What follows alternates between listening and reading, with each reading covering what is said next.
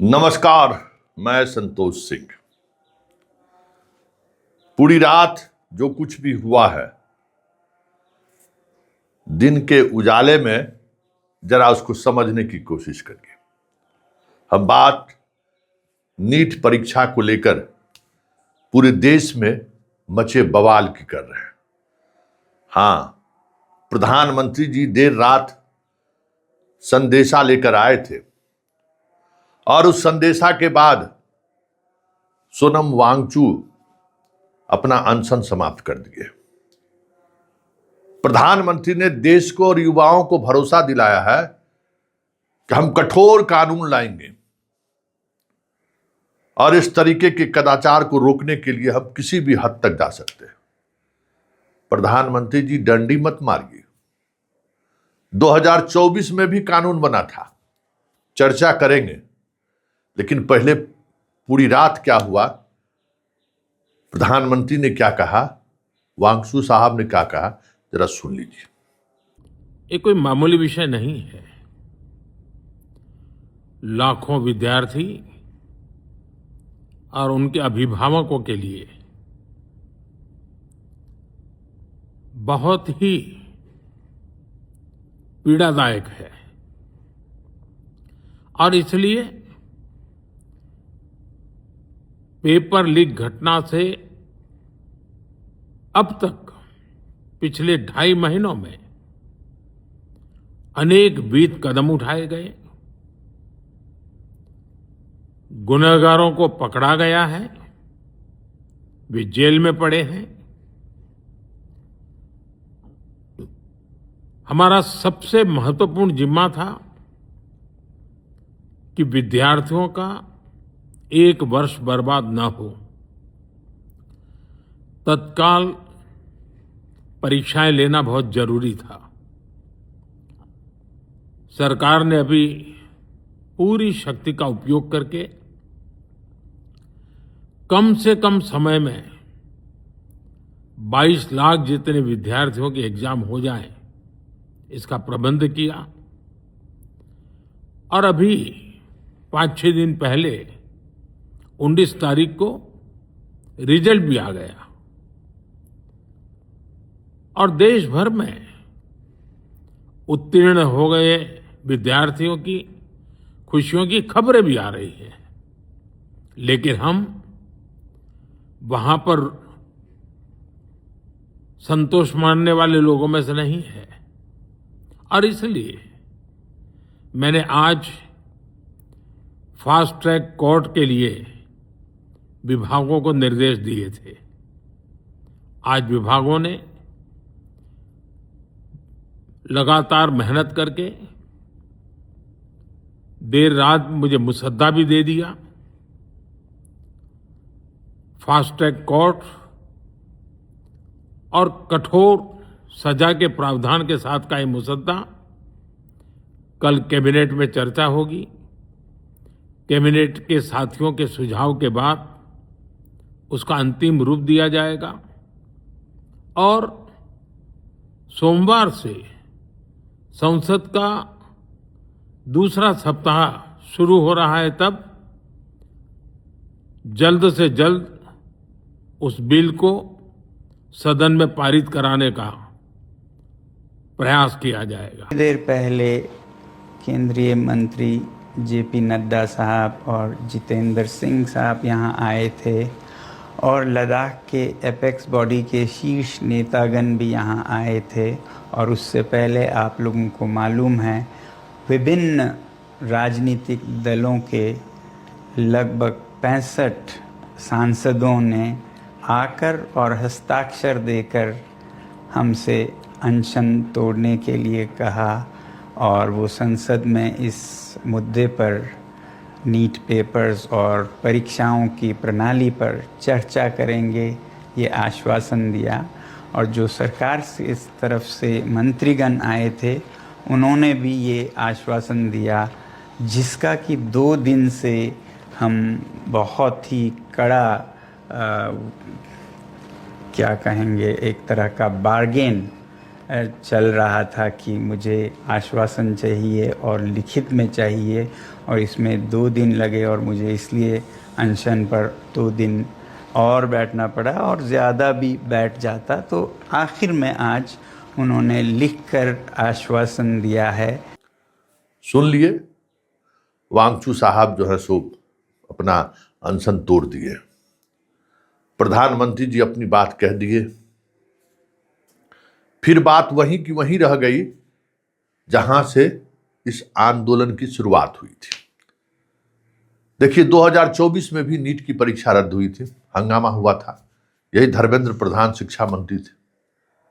अमित शाह जी एक बड़ा कानून लाए थे, सख्त कानून, कहे कि पेपर लीक और कदाचार के मामले में हम बड़ा मजबूत कानून ला रहे हैं और छोड़ेंगे नहीं। यही कानून आया। 3 से 5 बरस स्टूडेंट को सजा और 5 से 10 बरस संगठित गिरोह वाले को सजा, ये कानून लाए। और इस कानून के आने के बाद देख लीजिए 13 गो परीक्षा भारत सरकार का, 13 परीक्षा रद्द हो चुका है। ठीक उसी तरीके का कानून भाई बिहार है ना, सबसे पहले देश में, सबसे पहले भारत सरकार के बाद अगर कोई कानून लाया तो नीतीश बाबू लाए। देख लीजिए, हम लोग भी कानून लाए, एकदम करे कानून, 10 साल तक का सजा। हुआ क्या? कानून बनने के बाद 11 गो परीक्षा का प्रश्न पत्र, एडीएसयू वाला लास्ट अभी प्रश्न पत्र लीक हुआ है। मतलब कानून के सहारे कितना भी मजबूत कानून बना दीजिए, परीक्षा प्रश्न पत्र लीक, कदाचार नहीं थम पा रहा है। ये दिखा रहा है। अब क्या कानून बनाए? फांसी की सजा इसमें थोड़ी दे दीजिएगा। तो मोदी जी जो बीमारी है ना, उस बीमारी को समझिए, तब इसका समाधान निकलेगा। बीमारी है 1 लाख करोड़ का बाजार, कोचिंग से लेके किताब पब्लिशर से लेके सब कुछ इसमें लगा हुआ है। 1 लाख करोड़ का बाजार है। और आपके यहाँ जो लोकसभा जी के जो अध्यक्ष हैं, उन्हीं का कंस्टिट्यूएंसी उसका हब है, जहां से ये सब कुछ होता है। वहीं से इसकी शुरुआत होती है। तो बीमारी ये है कि पूरा इंस्टीट्यूशन को खत्म हो चुका है, पूरा इंस्टीट्यूशन में वो बातें नहीं रह गई। सब कुछ प्राइवेट वाले, कोचिंग वाले अपने हाथ में ले चुके हैं और उनको रिजल्ट देना है, चाहे जैसे रिजल्ट दीजिए। प्रश्न पत्र लीक करा के दीजिए, चाहे प्रश्न पत्र पढ़ा के दीजिए, रिजल्ट देना है, क्योंकि उसी पर उसका बाजार टिका हुआ है, उसी पर बाजार टिका हुआ है। क्या सीबीएसई यह बताने की स्थिति में है कि 10+2 का पढ़ाई करते हुए एलएन में कोटा में कैसे स्टूडेंट जो है सो, रेगुलर स्टूडेंट जो है सो कोचिंग कर रहा है, कैसे उसको अटेंडेंस दिया जा रहा है कि वो वहां पर जो है सो पढ़ाई कर रहा है अपने स्कूल में? बताइए। नेक्सस देखिए, अभी जो नीट का रिजल्ट निकला है, उस रिजल्ट को देखिए तो लगभग 50% से ज्यादा ऐसे स्टूडेंट कंपीट किए हैं जो रेगुलर बैच के हैं। और ये रेगुलर बैच वाले लोग पता चले बिहार के समस्तीपुर का रहने वाला है, पटना का रहने वाला है, अब पढ़ रहा है कोचिंग कोटा में। कैसे भाई? तो रेगुलर पढ़ाई है ना। तो ये है नेक्सस। कानून बनाने से कुछ होने वाला नहीं। नेक्सस कैसे टूटेगा, कोचिंग, स्कूल, और ये जो नेक्सस है उसको कैसे टूटेगा, ये देखने वाली बात है। सीबीएसई और बिहार बोर्ड दोनों की एक ही स्थिति है। बच्चे सिर्फ यहाँ एडमिशन लेते हैं, पटना में पढ़ते हैं या फिर दिल्ली में पढ़ते हैं या फिर कोटा में पढ़ते हैं। क्लास से कोई मतलब नहीं। आजकल तो 10वीं में चला जाता है बच्चा से, 10वीं से चल जाता है, 8वां 9वां 10वां पढ़ता है वहीं बाहरे। स्कूल में सिर्फ नाम रहता है, परीक्षा देने की भी जरूरत नहीं है। हाँ, जो बोर्ड की परीक्षा है आके दे देता है, स्कूल की परीक्षा में भी शामिल होने की जरूरत नहीं है। और एक प्रश्न पत्र लीक हुआ तो कम से कम समझिए कि 100 करोड़ का जो है सो बाजार खड़ा हो गया। आप सोच लीजिए। और कहते हैं कि हम फास्ट ट्रैक कोर्ट बनाएंगे। सारा कोर्ट तो फास्ट ट्रैक है ही। क्या उससे हत्या रुक गई क्या? बलात्कार रुक गया क्या? संगीन अपराध रुक गया क्या? फास्ट ट्रैक कोर्ट से समस्या का समाधान नहीं है। ये कई मौकों पर देखने को मिला है। फास्ट ट्रैक कोर्ट का कोई मतलब नहीं है अपराध और अपराधी से कि उसके सहारे नियंत्रित हो जाए। ये थ्योरी ही अपने आप में गलत है। कितना 100 करोड़ रुपया भारत सरकार और स्टेट गवर्नमेंट का खर्च हो रहा है फास्ट ट्रैक कोर्ट पर। त्वरित न्याय मिलेगा ना तो प्रभाव पड़ेगा। यहां सजा होता है हाई कोर्ट में, वहां कौन स्पीडी ट्रायल है? वहां 20 बरस 10 बरस 5 बरस से मामला लंबित है। इस बीच में बेल मिल गया, बाहर निकला, फिर क्राइम कर रहा है। तो आप नीचे फास्ट ट्रैक कोर्ट करके सजा दिला देते हैं, लेकिन उस सजा के खिलाफ अपील में जब हाई कोर्ट जाता है तो वहां भी बरसों तक, महीनों तक खेल चलता रहता है। तो वो प्रभावी हो ही नहीं पाता है। उस फास्ट ट्रैक के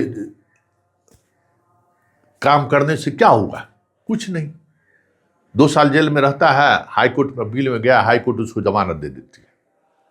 फिर उसके बाद हाई कोर्ट सुनवाई करने में आप सब केस को आप देख लीजिए, निकाल लीजिए, और अपने अपराधी सब अपराध करता रहता है। तो जब तक इस पूरे खेल में जुडिशियरी को जवाबदेह नहीं बनाया जाएगा, पुलिस को जवाबदेह नहीं बनाया जाएगा, लोअर जुडिशियरी को जवाबदेह नहीं बनाया गया है, सिस्टम में जो परीक्षा कंडक्ट करने वाला जो संगठन है उसको, प्रिंटिंग प्रेस, जो भी इस पूरे प्रोसेस में जो लोग लगे रहते हैं, जब तक उनको आप जवाबदेह नहीं बनाइएगा, कितना भी करे से करे कानून क्यों नहीं बना लीजिए, कुछ होने वाला नहीं है। निर्भया के बाद रेप पर कितना मजबूत कानून बना, कुछ हुआ? रेप रुक गया क्या? नहीं ना। तो ये जो है, और ये वो तो सामाजिक कुरीति है, वो मानसिक विकृति का ये है, द्योतक है। लेकिन यहां तो मनी है, पैसा। एक प्रश्न पत्र लीक 100 करोड़, आप समझ जाइए। इतना बड़ा पैसे का जहां खेल होगा वहां कानून काम करेगा। कोर्ट से लेके पुलिस तक को, सीबीआई तक को खरीदने में लोगों को 5 मिनट नहीं लगता है। अब देखिए ना, इतना ही मामलों में जो अभी जो आपके कानून बनने के 24 के बाद जो है सो इतने परीक्षाएं प्रश्न पत्र लीक हो चुकी है। कितना में सीबीआई रिजल्ट दे पाया है। तो ये सारी चीजें जो है सिर्फ डंडी मारने जैसी चीज है। जब तक समग्रता में विचार नहीं किया जाएगा तब तक कुछ होने वाला नहीं है। मोदी जी, बच्चों को ठगिए मत।